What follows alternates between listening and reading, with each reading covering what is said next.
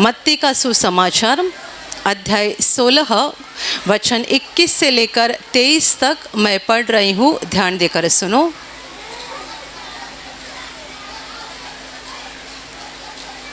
उस समय से यीशु अपने चेलों को बताने लगा, अवश्य है कि मैं यरूशलेम को जाऊं और पुरनियों और प्रधान याजकों और शास्त्रियों के हाथ से बहुत दुख उठाऊं और मार डाला जाऊं और तीसरे दिन जी उठूं।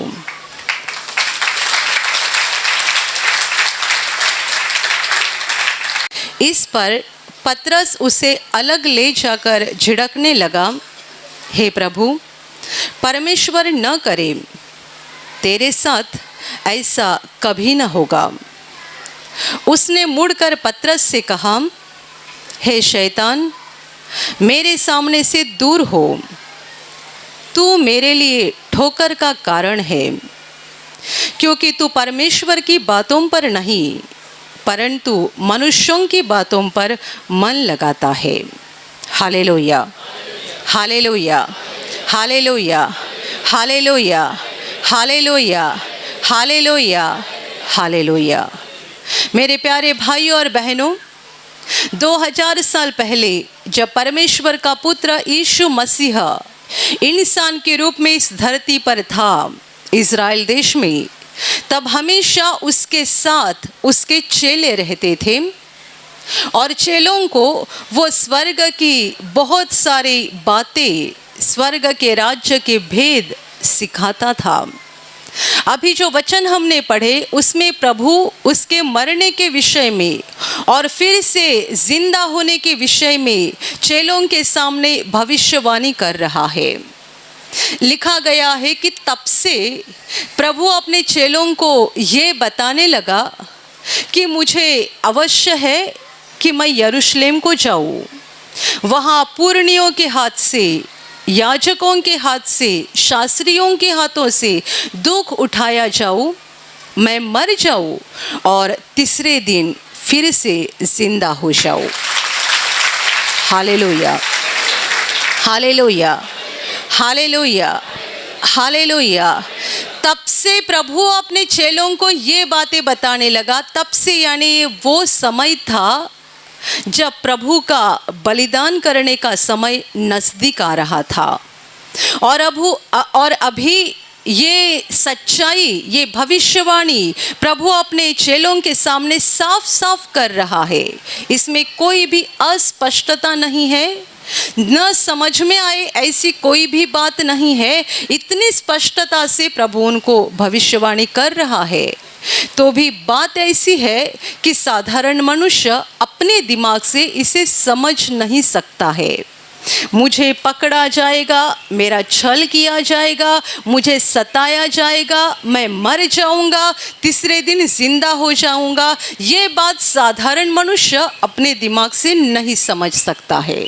हालेलुया, क्योंकि आज तक कभी ऐसा हुआ नहीं है कि साधारण मनुष्य कभी मरा है और मरने के पहले उसने बोल दिया हो कि मैं इस तरीके से मरूंगा और मरने के बाद जिंदा हो जाऊंगा। दुनिया के शुरू से लेकर आज के दिन तक गए 6000 साल में कभी ऐसा हुआ नहीं है कि किसी मनुष्य ने अपने मरने की भविष्यवाणी पहले कर दी और यह भी बोल दिया कि मरने के बाद मैं जिंदा हो जाऊंगा और वो सचमुच जिंदा हो गया। नहीं हुआ है। बस प्रभु यीशु के साथ हुआ है, क्योंकि वो मनुष्य नहीं था बल्कि मनुष्य बनकर धरती पर आया था। Hallelujah, hallelujah. अवश्य है कि मैं यरूशलेम को जाऊं, क्योंकि यरूशलेम वो जगह थी जहां प्रभु का बलिदान होने जा रहा था। मेरे लिए अवश्य है कि मैं यरूशलेम को जाऊं, वहां प्रमुख याजक, शास्त्री, पुरनियों, इनके हाथ से मैं पकड़वा जाऊंगा, मैं मर जाऊंगा, तीसरे दिन बाद जिंदा हो जाऊंगा। जब प्रभु ने ये भविष्यवाणी चेलों के सामने बताई, आगे लिखा गया है, पतरस उसे अलग ले जाकर ये कहने लगा, हे प्रभु, परमेश्वर करे और तुम्हारे साथ कभी ऐसा न हो जाए। पतरस प्रभु यीशु का प्रमुख चेला था। प्रभु के 12 चेले थे, 12 में से ये प्रमुख चेला था। जब प्रभु ने अपने मरने के विषय में कहा तब पतरस को ये बात बर्दाश्त नहीं हुई और तुरंत वो प्रभु को अलग ले जाकर बोलने लगा कि ऐसा नहीं होगा, परमेश्वर करेगा कि ऐसा नहीं होगा। जब पतरस ने प्रभु को कहा कि ऐसा नहीं होगा या परमेश्वर ऐसा नहीं होने देगा, बाइबल में लिखा है, प्रभु ने मुड़कर उसकी ओर देखा और कहा, हे शैतान, मेरे सामने से निकल जा, क्योंकि तू मेरे लिए ठोकर का कारण है। मेरे सामने से निकल जा, तू मेरे लिए ठोकर का कारण है, क्योंकि तेरा ध्यान, तेरी नज़र परमेश्वर की बातों के ऊपर नहीं है बल्कि मनुष्यों की बातों के ऊपर है। Hallelujah, hallelujah, hallelujah. क्या प्रभु ने अपने प्रमुख चेले को शैतान कहा? पतरस तो प्रभु का प्रमुख चेला था और जब वो प्रभु को समझाने की कोशिश करता है, जैसे कि कोई मनुष्य अपने मरने की बात बोलता है, तुरंत घर के लोग बोलते हैं चुप रह जाओ, ऐसा कभी मत बोलो। कोई मनुष्य मरने की बात बोलता है, हमें बर्दाश्त नहीं होती है। घर के लोग, उस पर प्रेम करने वाले लोग ऐसी बात को बर्दाश्त नहीं कर सकते हैं और तुरंत बोलते चुप बैठ जाओ, ऐसी बातें मत बोला करो। प्रभु जब अपने मरने के विषय में बोल रहा है, पतरस ने बिल्कुल वही किया। वो प्रभु को अलग ले जाकर बोलने लगा कि ऐसा नहीं होगा, ऐसी बातें मत करो, परमेश्वर आपको मरने नहीं देगा। ये पतरस इसीलिए बोल रहा था क्योंकि उसे ऐसा लगता था कि हमारा प्रभु दिन ही दिन एक गांव से दूसरे गांव, एक नगर से दूसरे नगर जा रहा है, बड़ा सफल हो रहा है, विजयी हो रहा है और ऐसा ही वो पूरे दुनिया में घूमेगा, पूरे दुनिया को अपने हाथ में लेगा और दुनिया का राजा बन जाएगा, ऐसा पतरस को लग रहा था। Hallelujah, hallelujah. प्रभु तो राजा बनने जा रहा था, पर राजा बनने से पहले उसको क्रूस पर मरना था, बलिदान करना था। वो दुनिया के राजाओं के समान नहीं राजा बनने जा रहा था। जो दुनिया के राजा एक दूसरों के साथ लड़ाई करते हैं और जिनकी जीत होती है वो बड़ा बन जाता है। प्रभु इस तरीके से राजा नहीं बनने जा रहा था। पतरस ये सोच रहा था कि हमारे प्रभु के सामने कोई भी विरोधी खड़ा नहीं रह सकता है। कोई भी आकर कोई भी सवाल करता है, प्रभु ऐसा जवाब देता था कि सारे विरोधी लज्जित और फजित हो जाते थे। कोई भी परेशानी या संकट प्रभु के सामने खड़ा नहीं रहता था, क्योंकि पतरस ने देखा था कि जब वे समुंदर में थे और जोर से आंधी तूफान हो रहा था, प्रभु ने किस रीति से हवा को डांटा था, किस रीति से पानी को डांटा था और कैसे हवा ने और समुंदर ने प्रभु की बात मान ली थी। पतरस ये जान चुका था कि प्रभु को मनुष्यों के ऊपर अधिकार है, शैतान के ऊपर अधिकार है और सारी प्रकृति के ऊपर अधिकार है। तो ऐसा हमारा विजयशाली प्रभु है जो हर किसी को चंगा करता है। उसके सामने ना बीमारी रुकती है, ना दुष्टात्मा रुकता है, ना कोई विरोधी रुकता है, ना उसके सामने कोई संकट या परेशानी रुकती है। तो हमारा प्रभु मर कैसे सकता है? इसे कौन मार डालेगा? जो आंधी हवा को, पानी को डांटता है और ये प्रकृति भी उसकी आज्ञा को मानते हैं, तो ऐसे मनुष्य को मृत्यु कैसे आ सकती है? उसे मार कैसे जा सकता है? और इसीलिए पतरस बोल रहा है, ऐसा नहीं होगा, परमेश्वर तेरे साथ ऐसा नहीं कर देगा। पर जब पतरस ने ऐसा कहा, प्रभु ने जैसे कि ये सुना कि पतरस नहीं बोल रहा है बल्कि शैतान बोल रहा है। प्रभु को पतरस की आवाज़ नहीं सुनाई दी बल्कि शैतान की आवाज़ सुनाई दी, क्योंकि शैतान ने इसी बात को प्रभु को कई महीना पहले बताया था। ये पूरी दुनिया, इनका सारा वैभव मुझे दे दिया गया है। जो मेरे चरण में मुझे नमन करता है, मेरे चरण पकड़ता है, उसको मैं दे देता हूँ। जिसे मैं चाहता हूँ मैं उसको दे देता हूँ। तू भी मुझे नमन कर, मैं ये सब कुछ तुझे दे दूंगा। जब पतरस बोल रहा था कि प्रभु परमेश्वर करे और तुम्हारे साथ ऐसा न हो जाए, तब ये आवाज़ जैसे कि प्रभु को ऐसे सुनाई दी, ये लूसीफर बोल रहा है, शैतान बोल रहा है, तुझे मरने की क्या ज़रूरत है, बस मुझे नमन कर, मैं तुझे सब कुछ दे दूंगा। मरने की, बलिदान करने की, क्रूस पर तड़पने की, अपना लहू बहाने की कोई ज़रूरत नहीं है। बस मेरे चरण को छू ले, मैं तुझे सब कुछ देने के लिए तैयार हूँ।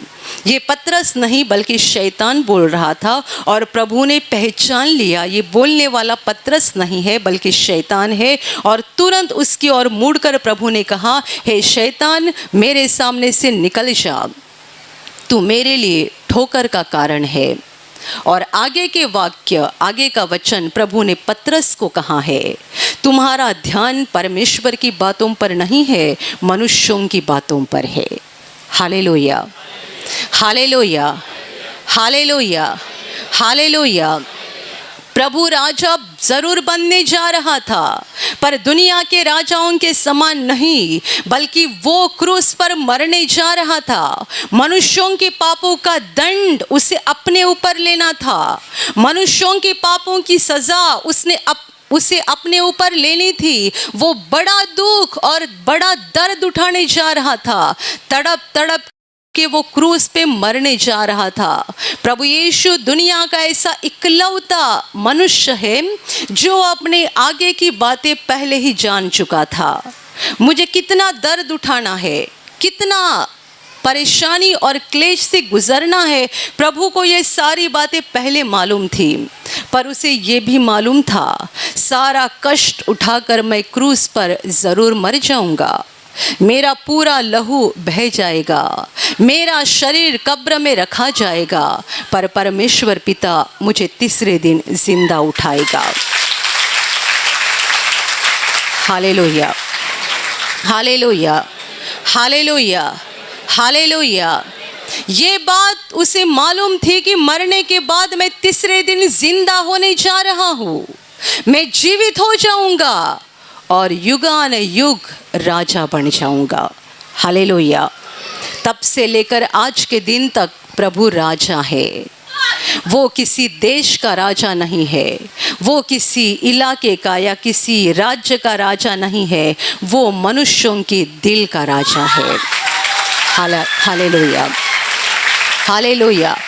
वो लोगों के दिल का राजा है। इस्राएल देश में वो पैदा हो गया, इस्राएल देश में ही उसने बलिदान कर दिया, वहीं पे वो जीवित हो गया और वहीं से स्वर्ग में चला गया। पर आज देखो, दुनिया भर में लाखों करोड़ों अनगिनत लोग प्रभु पर प्रेम करते हैं, उस पर विश्वास करते हैं, उसे ग्रहण करते हैं और उसका हाथ पकड़कर चल रहे हैं।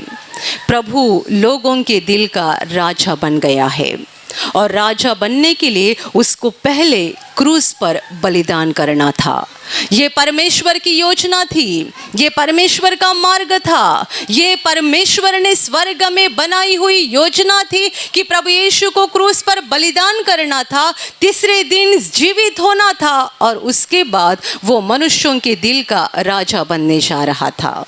Hallelujah, hallelujah, hallelujah. आज प्रभु जिंदा है, वो स्वर्ग में है और प्रकाशित वाक्य उसके बारे में साफ साफ कहती है, वो राजाओं का राजा और प्रभुओं का प्रभु है। यानी उसके ऊपर कोई राजा नहीं है, कोई प्रभु नहीं है, सारे राजाओं का वो राजा है, प्रभुओं का वो प्रभु है। और अंतिम दिन हम देखने जा रहे हैं कि वो कितना बड़ा राजा है और परमेश्वर ने उसको कितना बड़ा अधिकार सौंप दिया है। Hallelujah, hallelujah, hallelujah, hallelujah. पतरस को यीशु बता रहा है कि तुम्हारा ध्यान परमेश्वर की बातों पर नहीं है बल्कि मनुष्यों की बातों पर है। प्रभु को क्रूस पर मरना, तीसरे दिन बाद जिंदा हो जाना और अनंत काल राजा बनना, ये परमेश्वर की योजना थी। इस योजना में रुकावट कौन ला रहा था? शैतान। किसके द्वारा? पतरस के द्वारा। पतरस के द्वारा शैतान इस परमेश्वर की योजना में रुकावट ला रहा था ताकि परमेश्वर की योजना पूरी ना हो जाए। आप जानते हैं, जैसा उसने यीशु के साथ किया वैसा ही और उससे कई ज़्यादा पैमाने में वो हम सब के बारे में करना चाहता है। परमेश्वर की हमारे लिए बहुत सुंदर योजना है। हर एक के लिए परमेश्वर ने एक भलाई की योजना बनाई है, पर ये योजना हमारे जीवन में पूरी ना हो जाए इसलिए शैतान बीच में रुकावट डालता है और कितने सारे लोग हमारे जीवन में ठोकर का कारण बनते हैं। कितने सारे लोग हमारे जीवन में ठोकर का कारण बनते हैं ताकि परमेश्वर ने हमारी भलाई के लिए जो योजना बनाई है ये योजना पूरी ना हो जाए और हमारी भलाई ना हो जाए। Hallelujah, hallelujah, hallelujah. हमारे आत्मिक पिता ब्रदर मार्टिन हमेशा कहते थे, जब वे पहले कॉलेज में प्रोफेसर की नौकरी करते थे और नौकरी कई साल करने के बाद उन्होंने फैसला किया था कि मैं नौकरी छोड़ के पूरा समय प्रभु की सेवा करूंगा। तब कितने सारे लोगों ने उनको सलाह दी थी, अच्छी अच्छी सलाह, नौकरी करके प्रभु की सेवा करो।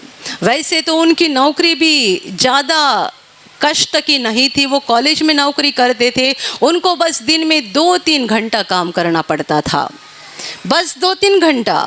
तो कितने सारे लोगों ने सलाह दी कि 3 घंटे की तुम्हारी नौकरी है, 3 घंटे के लिए तुम कॉलेज में जाते हो, बाकी समय प्रभु के लिए दे सकते हो, नौकरी छोड़ने की क्या ज़रूरत है। कितने सारे लोगों ने ये भी उनको कहा था कि नौकरी छोड़ के प्रभु का काम तो शुरू करोगे, लेकिन यदि सफलता नहीं मिली, यदि इस काम में असफल हो गए तो क्या हो जाएगा? दोबारा नौकरी नहीं मिली तो तुम्हारा क्या हो जाएगा? परिवार का क्या करोगे? आगे क्या हो जाएगा? और एक भले भाई ने ऐसी भी सलाह दी कि नौकरी करो और सारी तनख्वाह प्रभु को दान किया करो, पर नौकरी मत छोड़ो। बहुत अच्छी अच्छी सलाह उनको मिलती थी। वे कहते थे, जितने सारे लोग उनको सलाह देते थे उनको वे कहते थे, मैं जानता हूँ कि आप लोग मुझ पर कितना प्रेम करते हो और मुझे मालूम है कि आपको मेरी बहुत ज़्यादा फिक्र है, इसलिए आप सलाह देते हो, तो भी मेरा फैसला मुझे बदलना नहीं है। मुझे नौकरी छोड़नी है या नहीं छोड़नी है, या नहीं छोड़नी है। आप मेरे सलाह के लिए या मेरे भलाई के लिए कितनी भी बातें क्यों ना बताए, तो भी मैंने जो फैसला किया है या प्रभु ने मुझे जो बताया है वो मैं करने ही जा रहा हूँ। ब्रदर ने नौकरी छोड़ दी। उसके 1 साल के बाद उन्होंने आशीर्वाद प्रार्थना केंद्र की स्थापना की और तब से लेकर वे पूरा समय प्रभु की सेवा करने लगे। उन्होंने नौकरी छोड़ी और प्रभु का काम शुरू किया, इसलिए आप इतने सारे लोगों को उद्धार मिल गया। और जब मैं बताती हूँ कि आप इतने सारे लोगों को, तब यहाँ बैठे हुए 400-500 लोगों को ही मैं नहीं बता रही हूँ। पूरे महाराष्ट्र में और पूरे भारत में ऐसे हजारों और लाखों लोग हैं जिनको ब्रदर के द्वारा सुसमाचार मिल गया है और जिन्होंने ब्रदर के द्वारा प्रभु यीशु का नाम सुना है और यीशु को ग्रहण किया है। Hallelujah, hallelujah, hallelujah. नौकरी छोड़ने के पहले जो लोग उनको सलाह दे रहे थे वो उनको बुराई के लिए नहीं बोल रहे थे। उन्हें भी फिक्र थी, यह व्यक्ति नौकरी छोड़ेगा तो क्या हो जाएगा, परिवार का क्या हो जाएगा। यदि प्रभु का काम बोल रहा है, सही बात है, पर सफलता नहीं मिली, लोगों ने दान नहीं दिया तो पैसा कहाँ से लाएंगे, आगे क्या हो जाएगा। हर कोई भलाई के लिए बोल रहा था। पतरस भी प्रभु के भलाई के लिए बोल रहा था, तुम्हारे साथ ऐसा ना हो जाए। पर परमेश्वर की एक योजना होती है। इस योजना में रुकावट डालने के लिए शैतान कितने सारे लोगों को तैयार करता है ताकि वो हमारे मार्ग में ठोकर का कारण बन जाए और परमेश्वर की योजना हमारे जीवन में पूरी ना हो जाए। Hallelujah, hallelujah. आप मुझे बताओ, यदि प्रभु का क्रूस का बलिदान नहीं होता तो क्या हमें कोई उम्मीद थी? उसका कोई नुकसान नहीं होता, क्योंकि वो स्वर्ग में राजा ही था। वो धरती को छोड़कर वापस स्वर्ग में जा सकता था। पर यदि प्रभु का क्रूस का बलिदान ना होता तो पापियों के लिए क्या उम्मीद थी? कैसा उद्धार हो जाता? कैसे हमारी आत्मा को मुक्ति मिल जाती? कैसे हमें पापों की क्षमा मिल जाती? कैसे हम अनंत जीवन में पहुंचते? ये प्रभु का क्रूस का बलिदान परमेश्वर की योजना थी। ये होना चाहिए। ये होने के बाद ही हजारों, लाखों, करोड़ों अनगिनत आत्माओं का उद्धार हो जाएगा। ये परमेश्वर की योजना में शैतान अनेक लोगों को भेज रहा था ठोकर का कारण बनने के लिए, ताकि ये योजना ना पूरी हो जाए और आत्माओं का उद्धार ना हो जाए। Hallelujah, hallelujah, hallelujah. ब्रदर ने ये सोचा होता कि मेरी बस 3 घंटे की नौकरी है, आने जाने में आधा घंटा, जाने में आधा घंटा, आने में लगता है, और 3 घंटे की नौकरी, दिन में 4 घंटा बस नौकरी करता हूँ, बाकी 20 घंटा मेरे पास बचा हुआ है, तो मैं प्रभु की कितनी सेवा कर सकता हूँ? ऐसी नौकरी छोड़ने की ज़रूरत ही क्या है? पर प्रभु ने बताया था उनको कि मुझे तुम्हारा पूरा समय चाहिए, पैसा नहीं चाहिए, तुम्हारा तनख्वाह नहीं चाहिए, क्योंकि पहले से ही ब्रदर अपने तनख्वाह का बहुत सारा हिस्सा प्रभु के काम के लिए देते थे। यहाँ तक कि जब उन्होंने नौकरी छोड़ी तब ऐसी हालत थी कि उनके तनख्वाह में से 70% से भी ज़्यादा पैसा वो प्रभु के काम के लिए देते थे। हर महीना 70% से ज़्यादा पैसा वो प्रभु के काम के लिए इस्तेमाल करते थे। तो शैतान जो उनको बता रहा था कि नौकरी करते जाओ और प्रभु को पैसा देते जाओ, ये कितनी समझने वाली बात है। मनुष्य की नज़र से ये भली बात नज़र आती है, अच्छा लगता है, सही है, नौकरी कर सकते हैं और प्रभु के लिए दान दे सकते हैं, पैसा दे सकते हैं। पर तब प्रभु ने उनको कहा था, मुझे तुम्हारा पैसा नहीं, समय चाहिए। लोगों ने भलाई की बातें बताई, उन्होंने सबों के ऊपर नज़रअंदाज किया, क्योंकि वे जानते थे ये बोलने वाले लोग नहीं है, बल्कि शैतान बोल रहा है, ताकि परमेश्वर की योजना मेरे जीवन में पूरी ना हो जाए। Hallelujah, hallelujah, hallelujah, hallelujah. आप जानते हैं कि शैतान ऐसे हर एक के जीवन में काम करता है, हर एक के। परमेश्वर ने हम में से हर एक के लिए एक महान योजना बनाई है, हमारी भलाई के लिए वो योजना बनाता है। पर ये योजना पूरी ना हो जाए, इसलिए शैतान कितने सारे लोगों का इस्तेमाल करता है जो हमारे जीवन में ठोकर का कारण बनते हैं। कोई भाई यहाँ प्रार्थना में आता है जिसे शराब का व्यसन है, वो लगातार प्रार्थना में आते रहता है, परमेश्वर का अनुग्रह होता है, शराब का व्यसन छूट जाता है। उसके घर के लोग, उसके रिश्तेदार, उसके दोस्त, सब कुछ सारे लोग देखते हैं कि कैसा इस व्यक्ति में बदलाव हो गया है।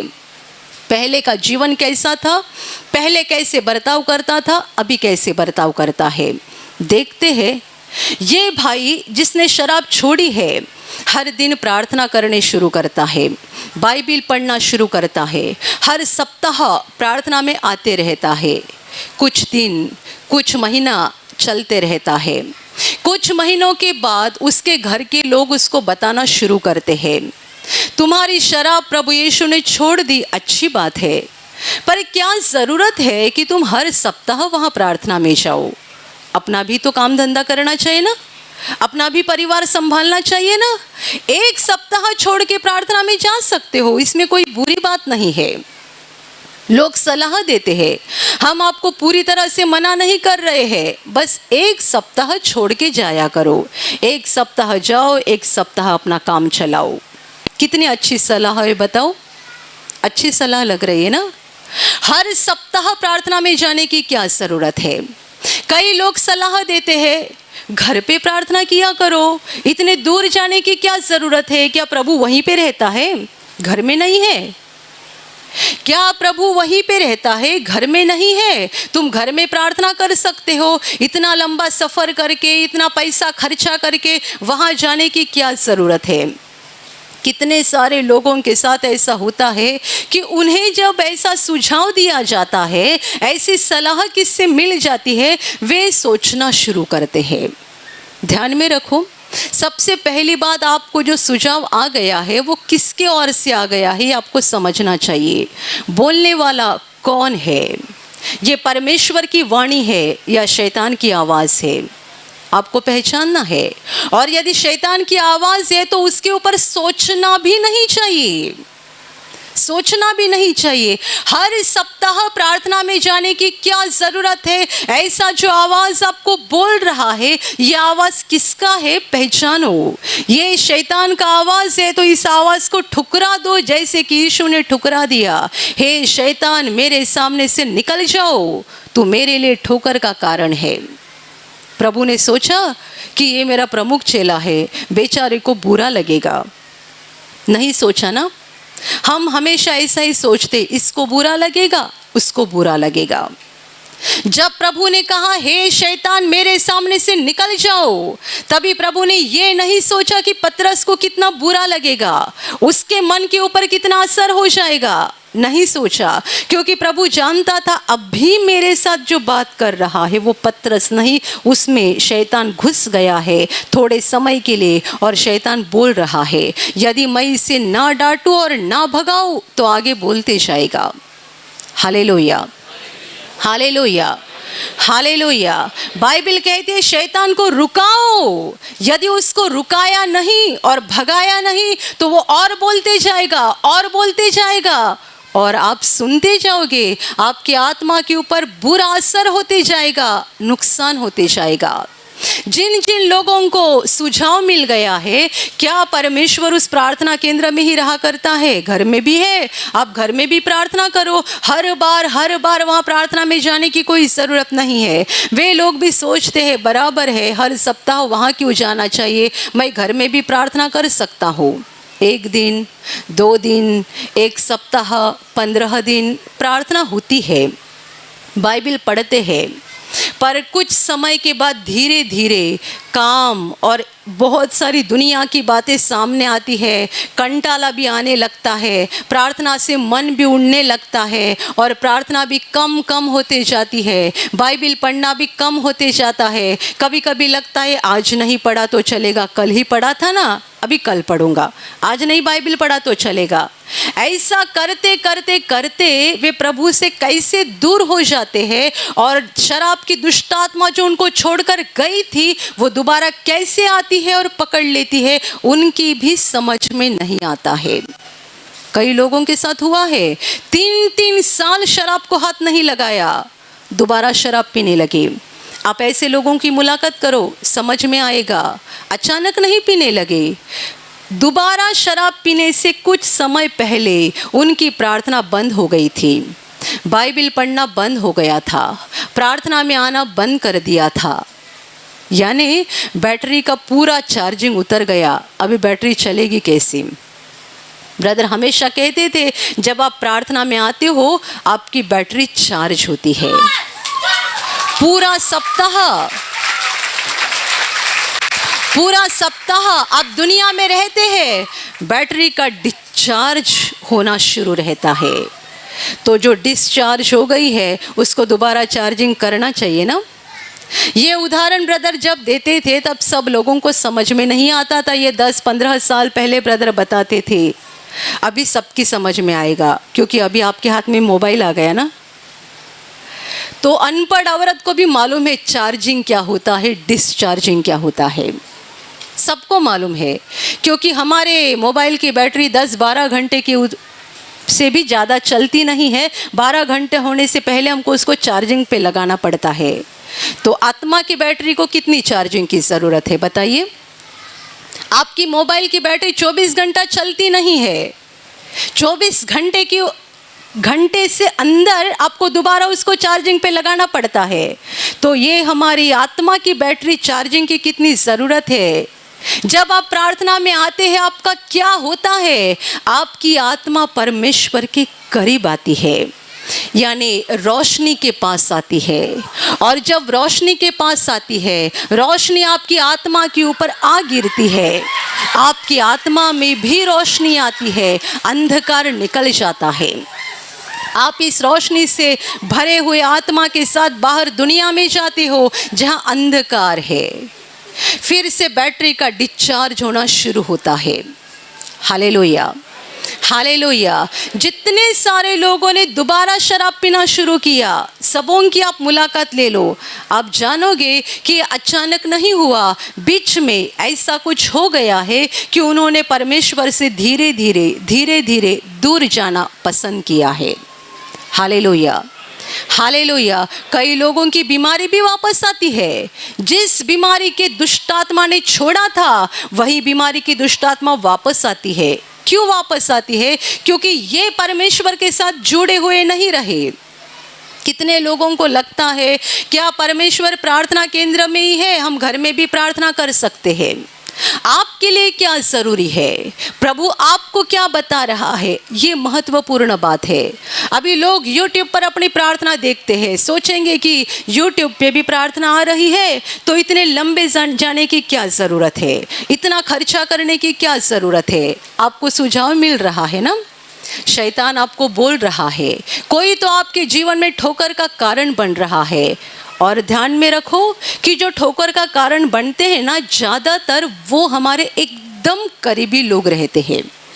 यानी भाइयों को फंसाने के लिए शैतान औरत का इस्तेमाल करता है, औरत को फंसाने के लिए उसके भाई का इस्तेमाल करता है, खुद के सगे भाई का, सगे बहन का इस्तेमाल करता है। प्रभु यीशु को फंसाने के लिए शैतान ने दूर के व्यक्ति का इस्तेमाल नहीं किया। प्रभु की सबसे करीबी व्यक्ति कौन थी? उसका प्रमुख चेला पतरस, उसी का शैतान ने इस्तेमाल किया। Hallelujah, hallelujah, hallelujah, hallelujah. यदि कोई आपको बता रहा है कि YouTube पर भी प्रार्थना आ रही है तो आपको वहाँ प्रार्थना में जाने की क्या ज़रूरत है? आप प्रभु की योजना क्या है ये सोचो।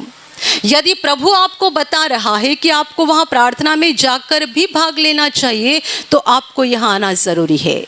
ये प्रभु की योजना सबों के लिए नहीं हो सकती है। अभी YouTube पर हमारी प्रार्थना देखने वाले महाराष्ट्र के दूसरे जिले के लोग हैं, भारत के दूसरे राज्य के लोग हैं। उनको नहीं प्रभु बोल रहा होगा कि आप जाओ और वहाँ प्रार्थना में हर सप्ताह भाग ले लो। उनके लिए मुमकिन नहीं है। जिनके लिए मुमकिन है और जिनके लिए परमेश्वर की योजना है, उन्होंने उसी योजना के अनुसार चलना चाहिए, ताकि आगे जाकर परमेश्वर आपके साथ कुछ तो बड़ा करने जा रहा है। बहुत बड़ी आशीष, बहुत बड़ा अनुग्रह परमेश्वर आपके ऊपर करने जा रहा है। और इसीलिए परमेश्वर आपको जिस रास्ते से चलने के लिए बता रहा है, उस रास्ते से चलना ज़रूरी बात है। Hallelujah, hallelujah.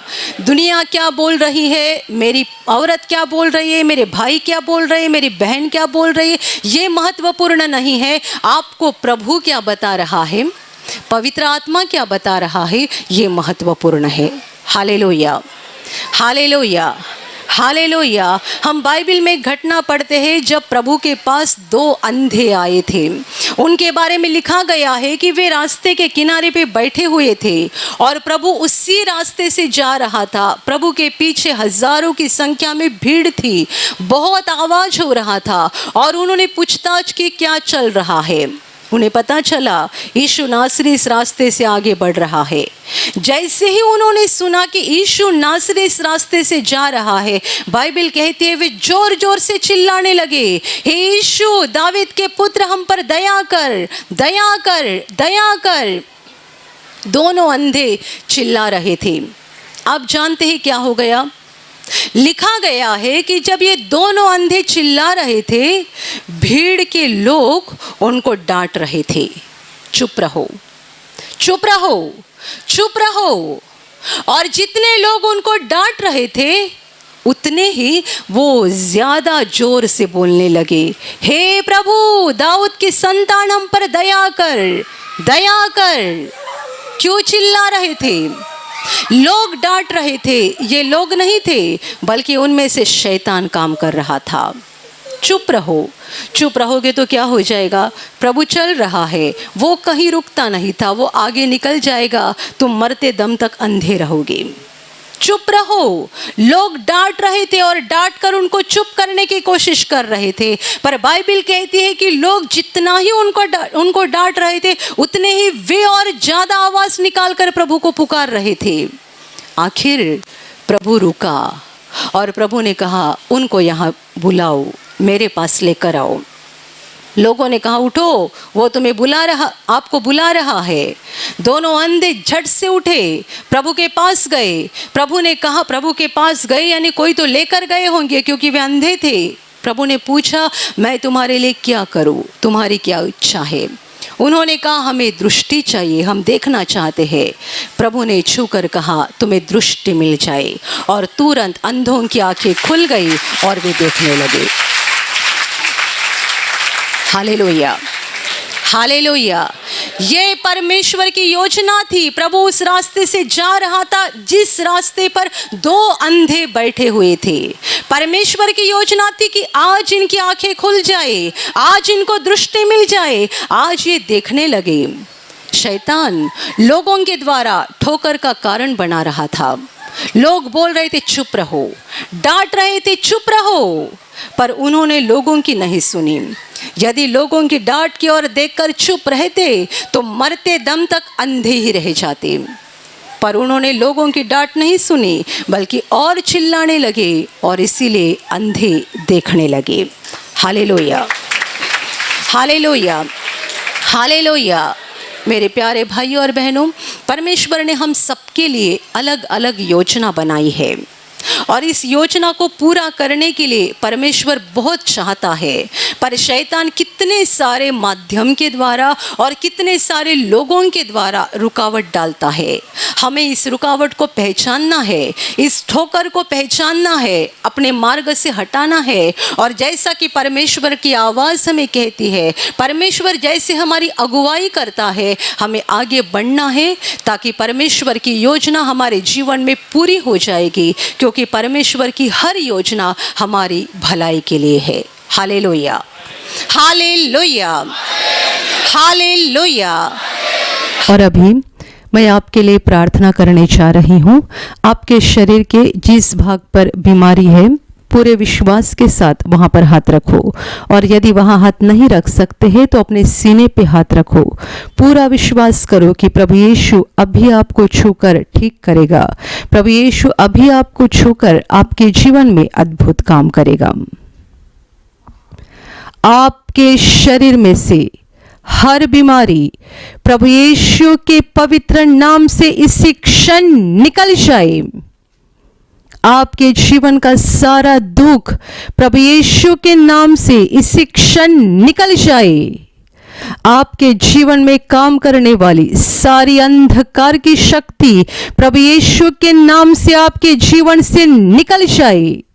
सारे शैतान के बंधन आपके जीवन से टूट जाए। हर दुष्टात्मा को प्रभु यीशु के नाम से मैं आज्ञा दे रही हूँ, इसी क्षण इन्हें छोड़कर निकल जाओ और वापस उनमें नहीं आना। आपका जीवन परमेश्वर के आशीषों से भर जाए।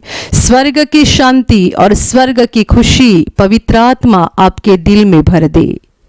आमीन।